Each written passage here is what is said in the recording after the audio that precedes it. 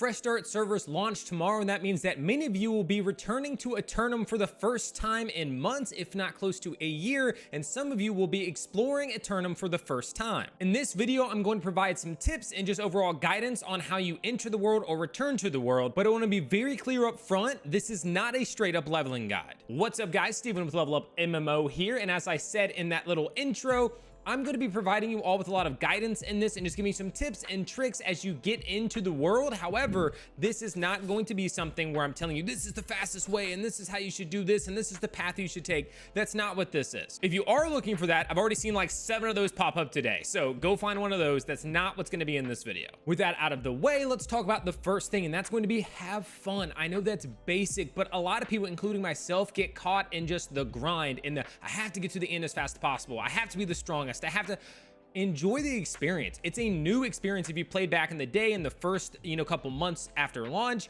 it is nothing like that now. They recently revamped the 1 through 25 leveling experience, but they've also just in general changed a lot of the systems and how they work. They've added more travel shrines. You can run faster on the roads. There's just a lot of very different things that you can do and that you should explore. In the same way, with those revamps, get immersed. The quest line actually seems like it kind of matters now. The lore notes that you can find throughout the world give you experience, so pick them up, read them, check it out, and it will give you a more immersive experience. There's actually cutscenes now, and the quests are better and more engaging, so make sure you take part in that, and it'll just make you feel more attached to the world of Aeternum, and therefore enjoy the experience even more. In the same vein, try different roles, try different weapons, gear sets, whatever it is, explore, try things out. Don't pigeonhole yourself into what you did when you used to play, or what maybe your favorite streamer's doing. Explore, try things out. This will allow you to figure out what you're going to enjoy in the long term, rather than just jumping into something because you think it's the best now.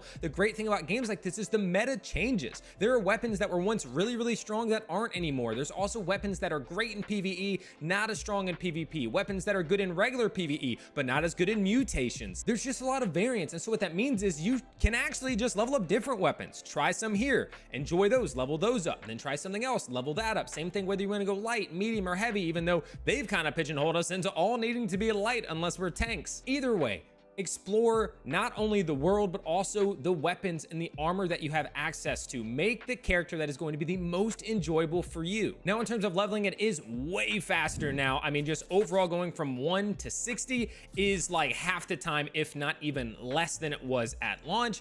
And it's pretty simple. Instead of the old time where you had to go gather stuff and basically just turn in town board quests, now just follow the main storyline. And while you're following the main storyline, pick up the side quests there as well, because the quests now give way more experience, and you will level up very quickly by just doing quests, picking up the side quests, and then of course going to like your faction people and stuff like that, getting the quest from them, tying all those things in at the same time, and that will level you up very quickly. And for those of you who were around in the early days know that traveling around was pretty slow. The shrines were a little sparse out there in the world, and of course there's no mounts or anything, and running speed didn't change. Well, they've updated that. If you stay to the roads, you'll actually move a bit fast. In addition, they've added way more shrines and basically completely removed the Azoth cost, so you don't really have to worry about that either. And you can always flag on PvP if you want the extra 10% experience gain, but just remember, you're risking another player coming along and deciding that they don't want you to be out here in the world with them, so do it with caution. And for those of you who don't want to quest or whatever for most of the time, or you want to take a break, crafting will get you experience towards leveling up. But that is only going to happen if you're not already max level. So do some crafting as you go. You'll get character experience as well as your crafting experience, leveling that up. And you can do PvP as well. It will give you character experience. So if you jump into some arenas, which I believe now unlock at level 20, you'll get some there. Open world, of course. You can level up by throwing in some PvP. So don't be afraid to go do some because you think it's going to slow you down. And those are my main points, really. I know this isn't some super in-depth guide. I just wanted to share some of my thoughts with you all about jumping into New World. Enjoy it.